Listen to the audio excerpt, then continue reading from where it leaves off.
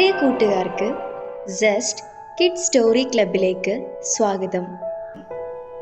ഇന്നത്തെ കഥയുടെ പേര് ഈച്ചയും പൂച്ചയും. രചന ആബിദ യൂസുഫ്. കഥ അവതരിപ്പിക്കുന്നത് ശ്രീനന്ദ. ഈച്ചയും പൂച്ചയും ചങ്ങാതിമാരായിരുന്നു. ഒരു വീടിൻ്റെ അടുക്കളയിൽ അവരെന്നും ഒന്നിച്ചുകൂടും. വീട്ടുകാരി ഉണ്ടാക്കുന്ന ഭക്ഷണത്തിൻ്റെ പങ്ക് അവർക്കും കിട്ടും. ഒരു ദിവസം വീട്ടുകാർ ബന്ധുവീട്ടിൽ വിരുന്നുപോയി. 2 ദിവസമായിട്ടും മടങ്ങി വന്നില്ല.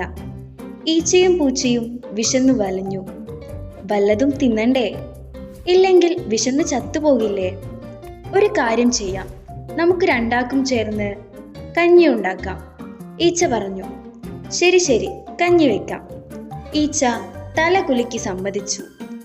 ചങ്ങാതിമാർ ചേർന്ന് അടുപ്പ് കത്തിച്ചു. കലത്തിൽ വെള്ളം വെച്ചു.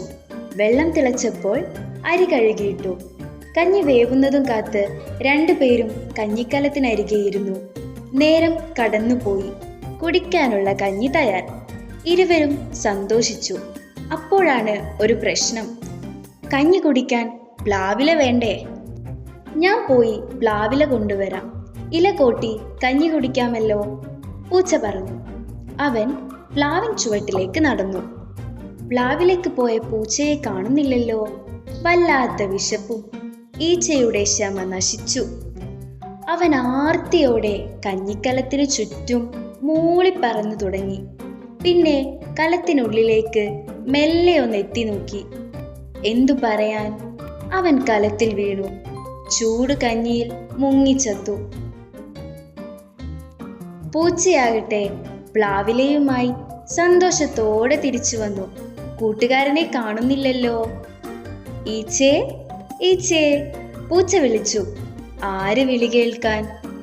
അവൻ കഞ്ഞിക്കലത്തിലേക്ക് പാളി നോക്കി. ദേ കിടക്കുന്നു ഈച്ച.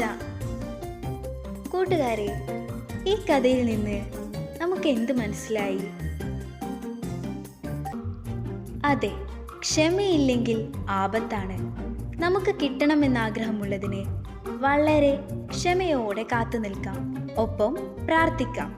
അപ്പോൾ ദൈവം അത് നമുക്ക് നൽകും. ഈ കഥ വളരെ ക്ഷമയോടെ കേട്ടിരുന്ന പ്രിയ കൂട്ടുകാർക്ക് നന്ദി.